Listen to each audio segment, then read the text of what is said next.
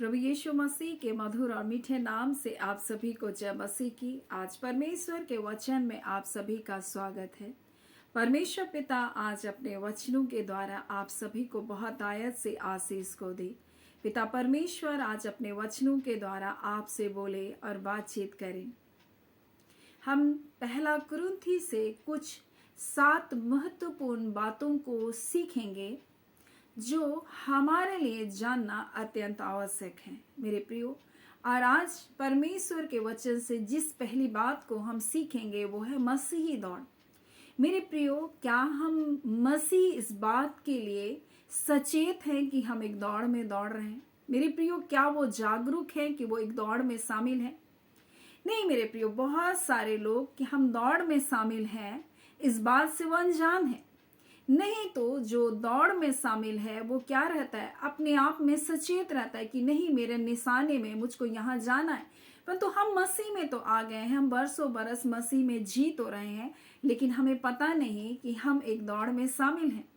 और इसलिए जब आप पहला कुरिन्थी और उसके जब आप देखेंगे 9वां अध्याय उसके 24 में, तो यहाँ इस प्रकार से लिखा है, क्या तुम नहीं जानते दौड़ में दौड़ते तो सभी हैं परंतु इनाम एक ही ले जाता है। तुम वैसे दौड़ो कि जीतो।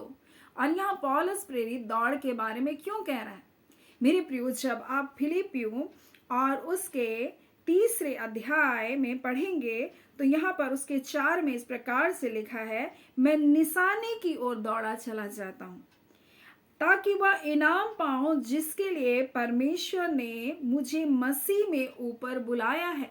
मुझे इनाम प्राप्त करने के लिए बुलाया, यानी कि मेरी दौड़ का एक लक्ष्य है। मैं लक्ष्य विहीन नहीं हूं बोल रहा है, मैं एक निशाने की ओर दौड़ा चला जा रहा हूं। हमारा और आपका कौन सा निशाना है? हम किस निशाने की ओर बढ़ रहे हैं मेरे प्रियो? क्या हम लक्ष्य विहीन तो नहीं हो गए? क्या हम अपने जीवन में अपने मकसद को तो हम खो नहीं बैठे मेरे प्रियो? और इसलिए वहां इस प्रकार से कहता है, क्या तुम नहीं जानते कि दौड़ में सभी लोग दौड़ते हैं, बहुत सारे लोग दौड़ते हैं, परंतु एक व्यक्ति ही इनाम जीतता है। और तुम वैसे दौड़ो कि तुम इनाम जीतो। हमें इस दौड़ में हमें अपने आप को तैयार करना है। इस दौड़ में हम एक तैयारी के साथ हमको दौड़ना है। हम ऐसी ही दौड़ में शामिल नहीं हो सकते। एक दौड़ने वाला व्यक्ति क्या ऐसी ही दौड़ में शामिल होता है? नहीं, उससे पहले वो एक तैयारी करता है। उसी प्रकार से मेरे प्रियो, हम सभी जो मसीह में आ गए, हम एक दौड़ में शामिल हैं।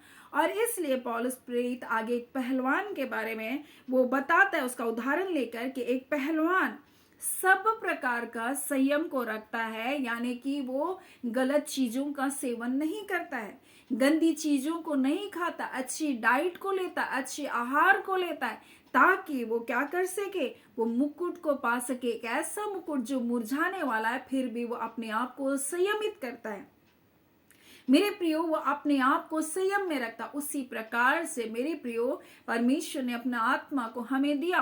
और अंतिम क्या है? अंतिम फल क्या है? संयम है मेरे प्रिय। प्रेम सब के लिए है, परंतु संयम हमारे स्वयं के लिए है।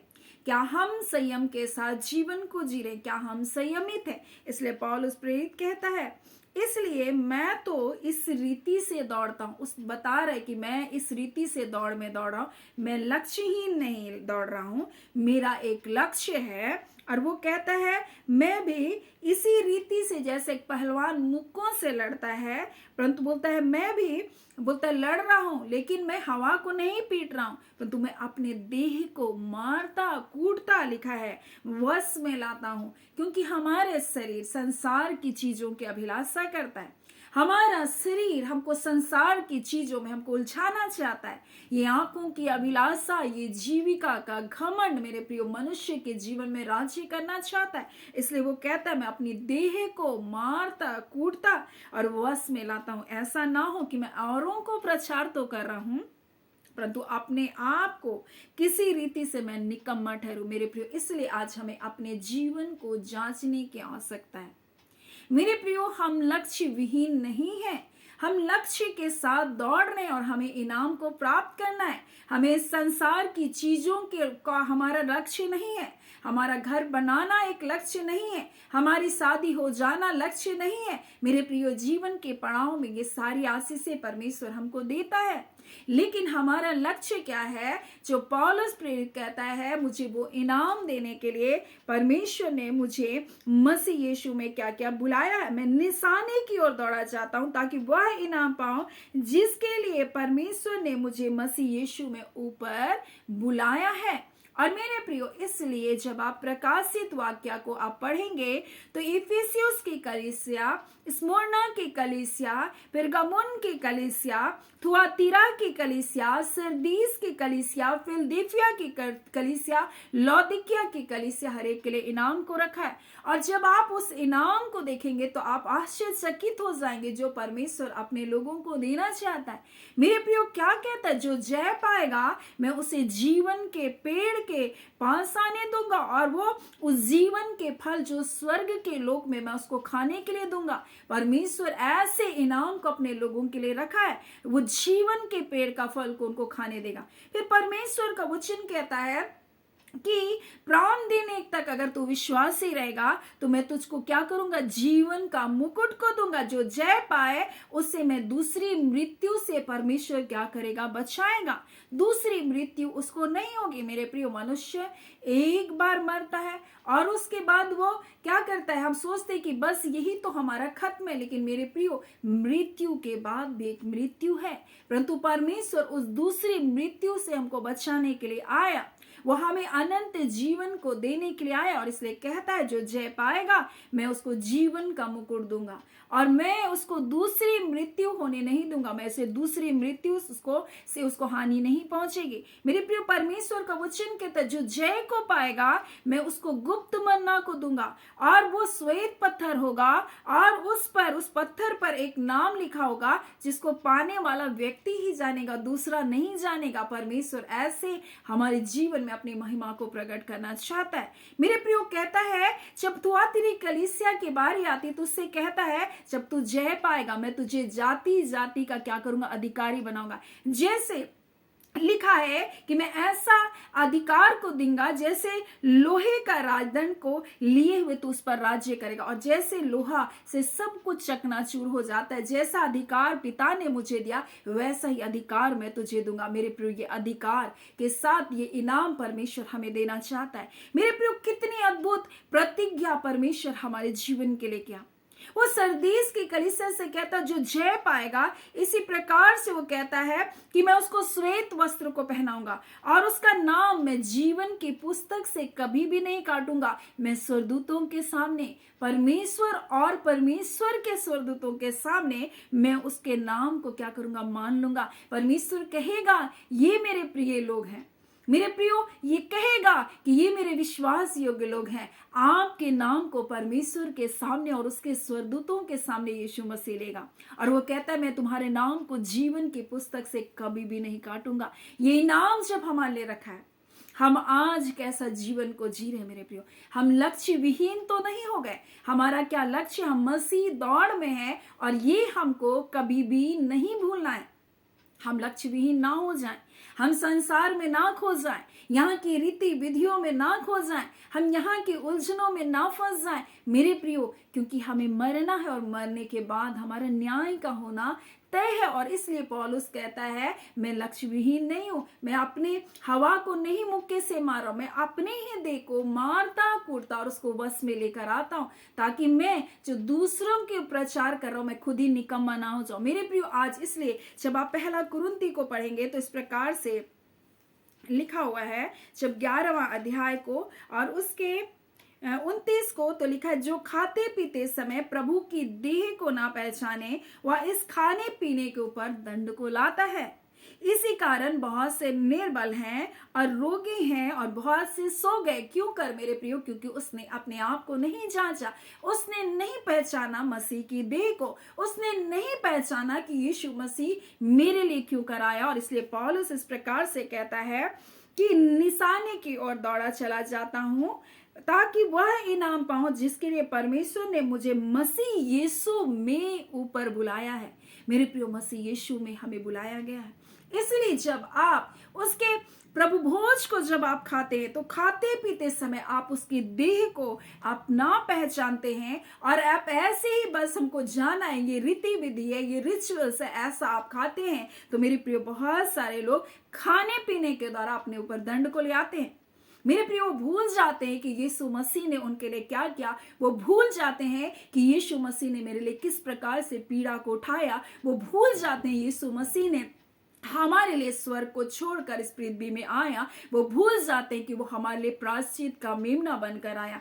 मेरे प्रिय, उसके लहू के द्वारा हम धर्मी बनाए गए, हम छुड़ाए गए हैं, और हम भूल जाते हैं और पापों में अपने जीवन को जीने लग जाते हैं। इसलिए बहुत सारे लोग अपने ऊपर दंड को लेकर आ जाते हैं, और लिखा है वह इस खाने पीने से क्यों कर, क्योंकि नहीं पहचानने के कारण। मेरे प्रियो, नहीं पहचानने के कारण वह दंड को लेकर आते हैं, क्योंकि हमें पहचानने की आवश्यकता है। लिखा, इस कारण बहुत से निर्बल और रोगी हैं और बहुत से सो भी गए। यदि हम अपने आप को जांचते तो दंड ना पाते। मेरे प्रियो, हम जांचते नहीं अपने जीवन को, लेकिन पौलुस कहता है मैं औरों को प्रचार करो, लेकिन मैं ऐसा नहीं, मैं अपने आप को मारता कूटता और वश में रखता हूं। ऐसा ना हो कि मैं क्या हो जाऊं, निकम्मा ठहरूं अपनी दृष्टि। मेरे प्रियो, लोग दूसरों की दृष्टि में तो अच्छे ठहर सकते, लेकिन वो जानते उनके जीवन का पाप क्या। इसलिए अपने जीवन को जांचने की आवश्यकता है, स्वयं का अवलोकन करने की आवश्यकता है। एक समय अपने लिए निकाले मेरे प्रियो।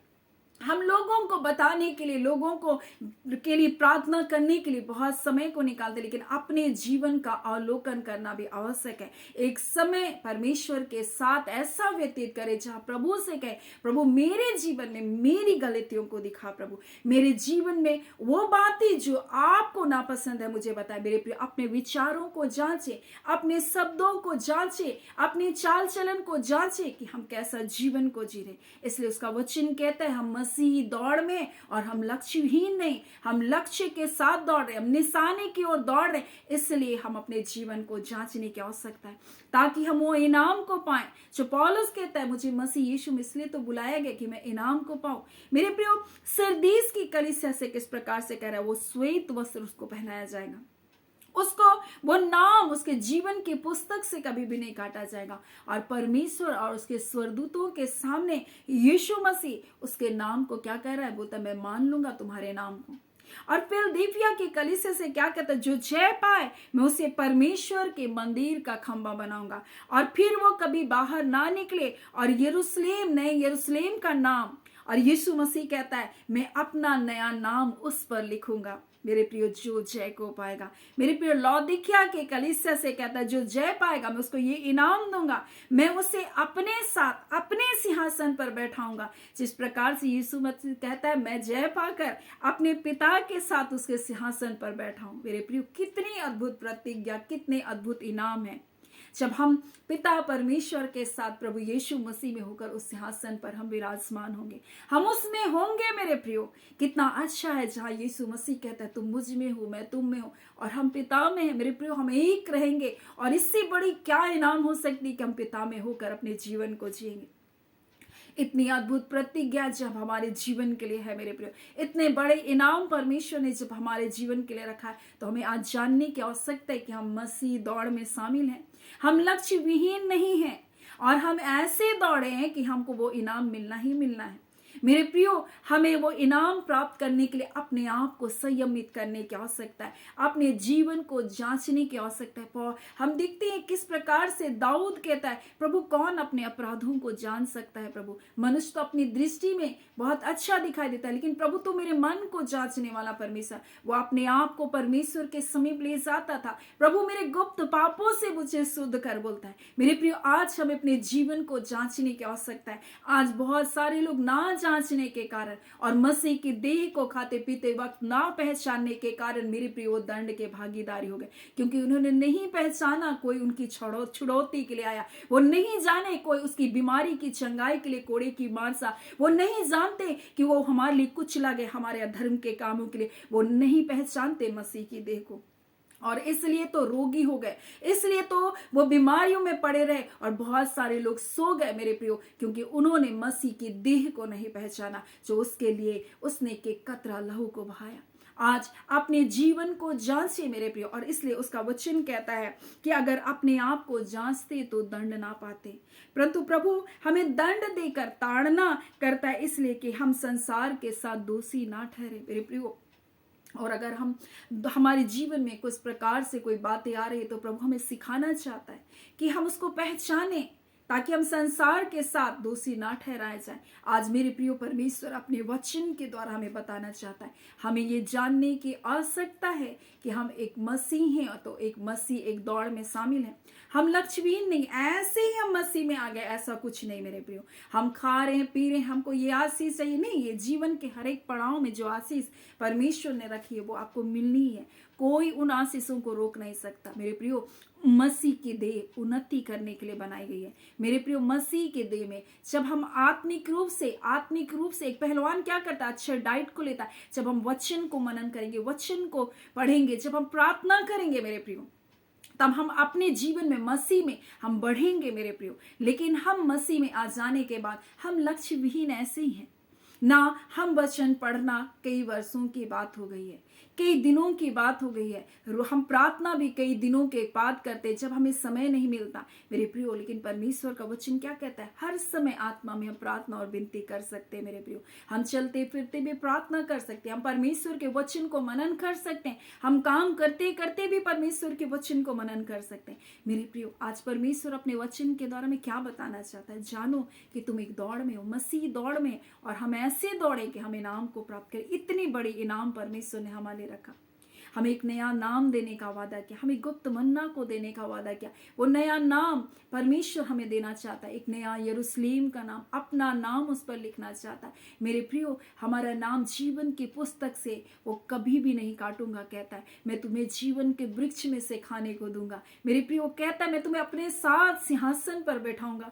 कितनी अद्भुत प्रतिज्ञा है जब हमारे लिए, कितने बड़े इनाम जब हमारे लिए। तो हमें मसीह यीशु में किस लिए बुलाया गया, इस बात को जाने मेरे प्रियो, और ऐसे ही अपने जीवन को ना जिए, परमेश्वर की संगति में अपने जीवन को जिए, उससे बातचीत करे। वो आपकी आवाज सुनने के लिए तड़प रहा है।